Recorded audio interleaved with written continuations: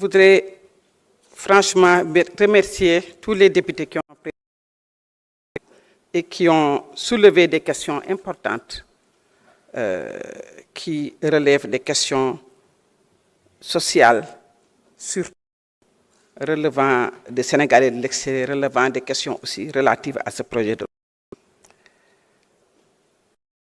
Je voudrais vous remercier vivement parce que je vois votre présence, ce qui veut dire que ça témoigne de l'intérêt que vous portez à la diplomatie sénégalaise, que nous partageons tous. Je tiens également à remercier le général Biram Diop pour sa constante et disponibilité pour mon intérim, malgré les hautes charges qui lui incombent et d'avoir bien voulu me représenter lors des travaux de cette commission. J'exprime aussi ma profonde gratitude aux membres des différentes commissions, notamment la Commission des affaires étrangères, des Sénégalais de l'extérieur et de l'intégration africaine, la Commission des lois, de la décentralisation du travail et des droits humains, ainsi que la Commission de la sécurité, pour l'accueil cordial qu'ils ont bien voulu réserver à mes collègues et des affaires étrangères lors de l'examen du texte en commission. Je voudrais aussi, avant de répondre à vos questions, réitérer mon message de condoléances aux familles éplorées suite au chavirement d'une pirogue à l'Arche de Mbour. Présenter aussi mes condoléances à la communauté de l'Italie et à tous les députés et au peuple sénégalais avec l'apparition de notre camarade Ali Baba Faye en Espagne, en Italie. Je vais essayer parce qu'il y a beaucoup de questions qui ont été soulevées, toutes importantes, toutes intéressantes, et, qui se recoupent. Je vais donc essayer de résumer certaines questions. Aux députés, et de façon ordonnée, parce qu'il y a des questions qui se recoupent. Je commencerai d'abord par la question posée par Guy Marius Sagna, le problème des agents de la francophonie. Ce sont des mesures qui sont en train d'être prises au niveau interne. Nous avons, comme vous avez déjà c'est une question sociale de travailleurs qui revendiquent leur salaire, qui n'ont pas été payés depuis. Nous avons regardé le dossier et, dans les meilleurs délais, régler leur arriéré de salaire ainsi que leur complément de cotisation. Vous aviez souligné 3 personnes, mais elles sont au nombre de 5.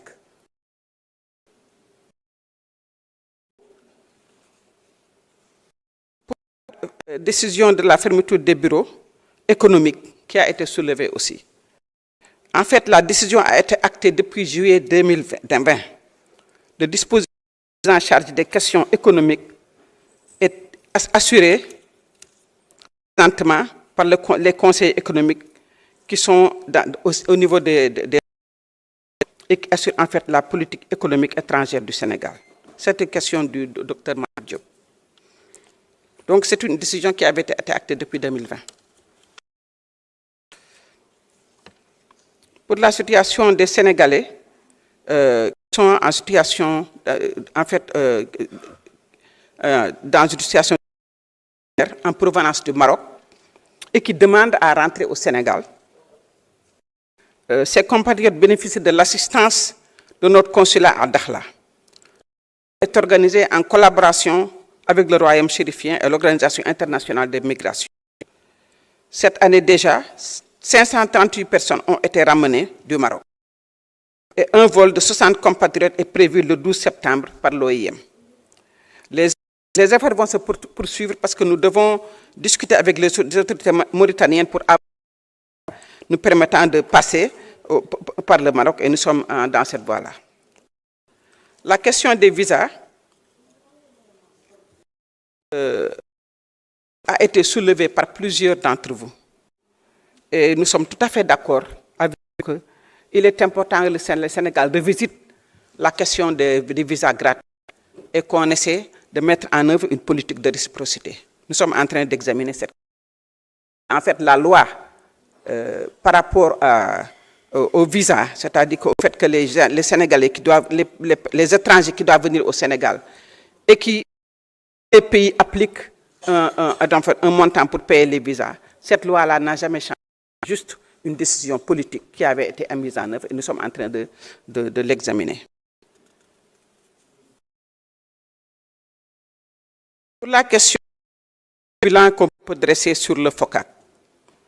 Depuis la tenue de la 8e ministérielle en 2021, l'adoption du plan d'action de Dakar 2022-2024, les réalisations ont été faites sur le plan du commerce, 120 milliards de US dollars en 2018.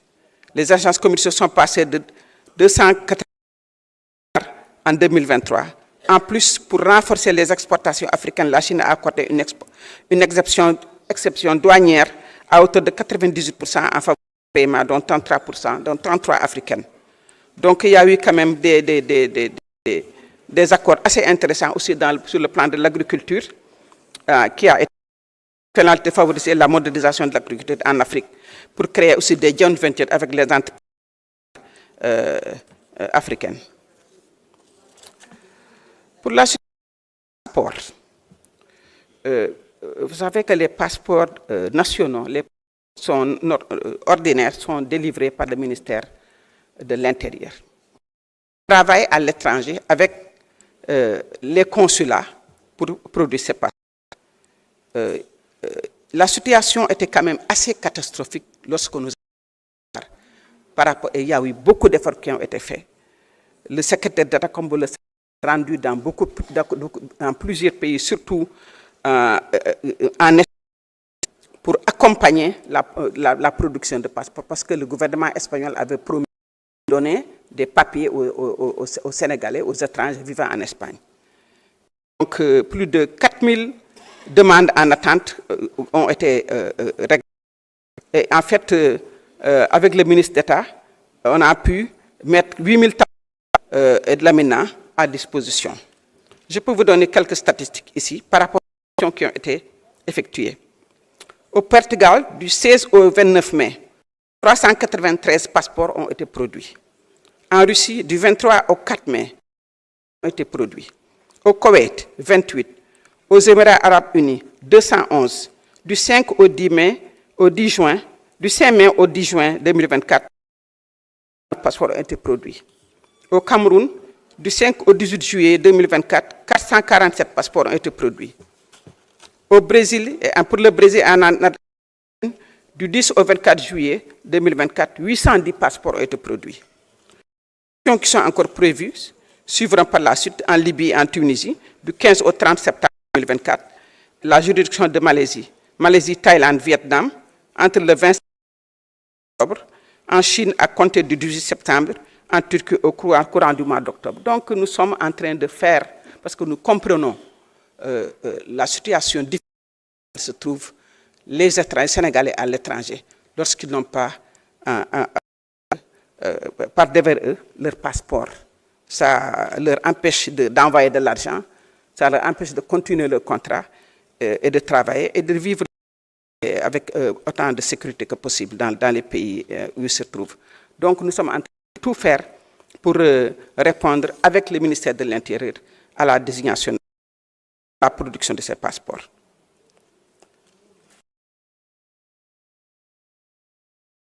Pour une question qui a été posée aussi par rapport aux consuls honoraires à l'étranger. Une demande de consul honoraire peut être déposée. Il y a une procédure que je vais peut-être présenter ici.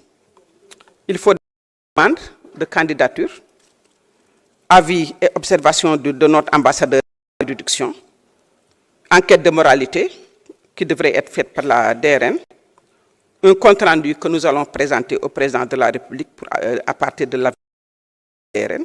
Et si le président est d'accord, et je pense que c'est quelque chose à encourager parce que nous sommes maintenant dans des pays comme le Maroc, comme l'Espagne et le Portugal, où il y a une forte communauté et des Sénégalais connus, respectés, qui connaissent bien la communauté.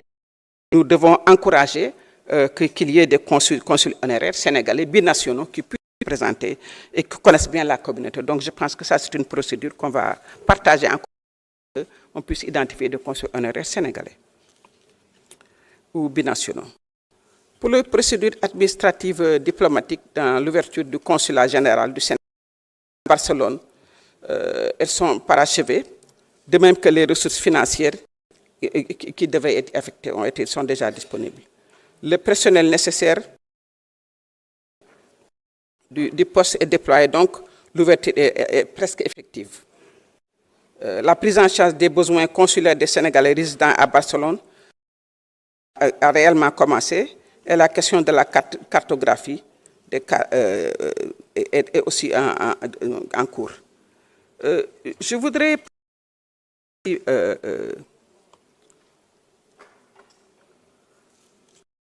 petit peu parler de la question des Sénégalais.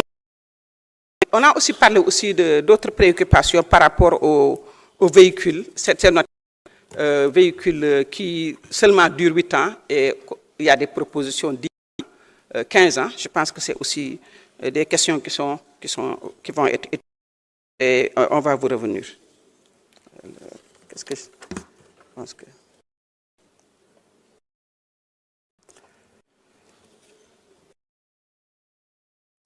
Pour la question de la démarcation de la frontière terrestre de la Gambie, les commissions nationales de gestion des frontières des deux pays ont entamé des travaux. On a pris une commission tripartite avec la Gambie et la Guinée-Bissau, en vue en fait ainsi de renforcer, non seulement mais aussi de regarder toutes ces questions relatives aux frontières. Les commissions de gestion des frontières entre la Gambie et le Sénégal ont entamé des travaux et un tracé de la démarcation des frontières déjà identifiées. Des sensibilisations auprès des populations de ces villes frontalières sont prévues prochainement pour gérer les conflits frontaliers signalés et impulser aussi les activités génératrices de revenus entre les ressortissants sénégalais et gambiens.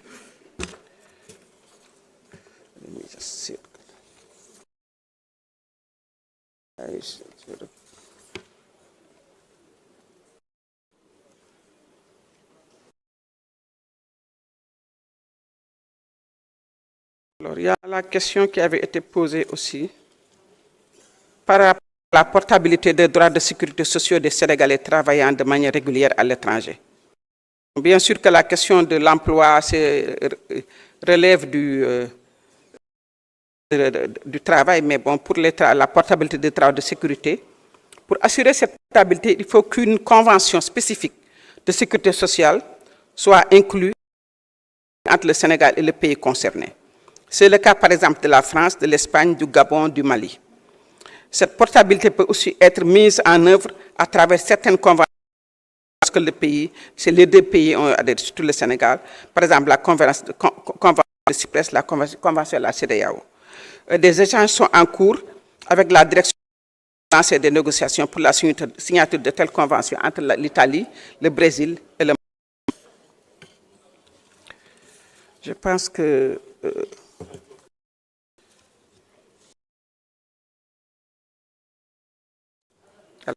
quelques questions ici par rapport au député Baragay, oui, qui m'a de notre sœur Mbayang. Dès que je suis venu dans le département, parce que cette question, ce problème est un problème qui est assez connu par tous les Sénégalais, et j'ai voulu aussi comprendre un petit peu où se trouvait le dossier. Donc j'ai rencontré le personnel de l'ambassade quand nous étions à la conférence de l'OCI, l'ambassadeur qui était là-bas, pour voir où se trouvait, comment en fait le dossier était en train d'avancer. Comme la demande de grâce adressée au roi pourrait en fait nous permettre d'avoir notre compatriote et d'enlever cette peine qui plane sur sa tête.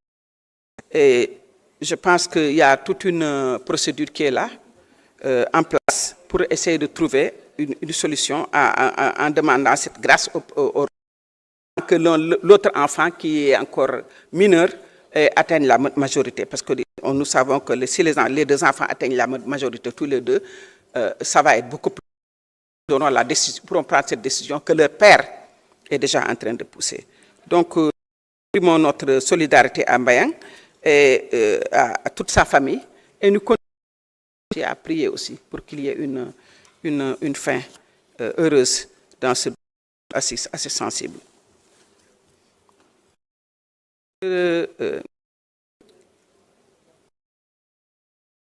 Voilà. L'honorable Malik Diop a posé une question par rapport à l'Ukraine. Par rapport à la question au conflit entre l'Ukraine et la Russie, la position du Sénégal est claire. La position de neutralité. La position du Sénégal, c'est une position demandant aux partis belligérants de se retrouver autour d'une table et de pouvoir s'entendre de paix. Donc nous ne sommes ni pour la Russie, ni pour l'Ukraine. Mais par contre, si l'Ukraine ou la Russie ou quelque autre pays au Sénégal fait l'apologie du terrorisme ou encore célèbre des soldats de pays frères qui ont été tués par des terroristes, nous avons pris une décision, l'ambassadeur, et de l'avertir. Et je pense que ça, c'est une décision assez importante parce que le Mali est un pays frère. Quelle que soit la crise que se trouve dans la CEDEAO, nous sommes membres de la CEDEAO et le Sénégal l'a revendiqué et le répète. Mais le Mali, le Burkina Faso, le Niger sont des pays frères. Nous n'avons en aucune façon accepté qu'un ambassadeur qui, en fait, sort même de son cadre que lui autorise au Sénégal, se mette à célébrer des pays frères où des soldats ont été tués par des terroristes. Par rapport à la ratification que le Sénégal a signée en 2013, un dossier de ratification avait été transmis au secrétaire général du gouvernement il y a un moment, et la procédure sera reprise une nouvelle saisine du ministère de la Santé. Et sera opérée aussi. Donc, je pense que c'est toutes ces questions-là.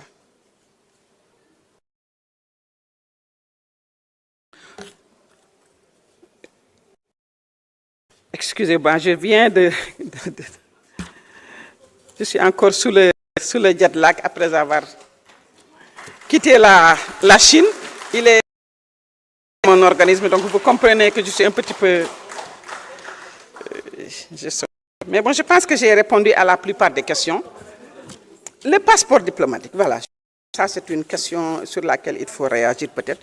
Bon, le passeport diplomatique, présent, moi je dis que, en tant que ministre des Affaires étrangères, je suis trois choses. Tout ce que je fais, je me base sur la loi. Li may def naa yéeme la ñëpp naa def dëgg ñetteel ba projet bi nga xam ne moo tax ñu taf ci Sénégalais yi ma taxaw ci diplomatique yi ma wax ko ci wolof loi bi ñu tënk ñun tey te mën naa leen ko yéene c'est la loi de 1990 définit kan la ministère bi war a ñu mën a jox passeport diplomatique kan la ñu mën a jox passeport diplomatique mu nekk une décision du chef de l'État par exception. C'est-à-dire que c'est le chef de l'État qui a la prérogative donc de donner un passeport diplomatique en dehors des personnes qui ont été définies dans cette loi de 1990. Il est vrai qu'avec l'ancien régime, on donnait des passeports diplomatiques et je pense qu'il y avait une que le président de la République avait donné à un certain nombre de personnes. Il se trouve que le 28 mars, après l'élection présidentielle, le 28 mars 2024, un nouveau décret est sorti. Et ce nouveau décret a été signé après le président Bassirou Diomaye Diakhar Faye. Sous ce décret du 28 mars, qui inclut, et c'est ce décret qui détermine en fait, qui a inclus les députés dans ce nouveau décret. Mais ce décret-là, nous n'avons pas accepté. Voilà.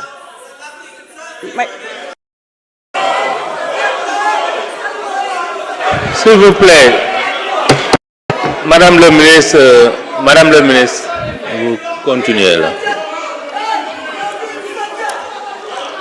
You have to go.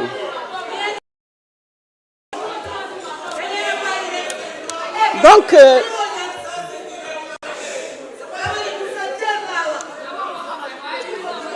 bon, je continue à répondre. Madame le ministre. Wow. Bon,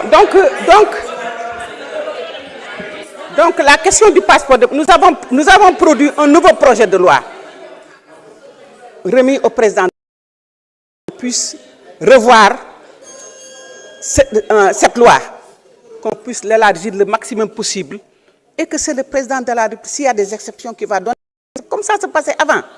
Donc je pense que nous, ce que j'ai fait, je n'ai fait que sur la loi. C'est-à-dire que ce que je sais, la loi bi wax lolu rek lay def duma teggi duma génn ci loi dama ko teggi. C'est ce que je fais. Je pense que c'est clair. Merci. Je vous remercie, Madame le ministre.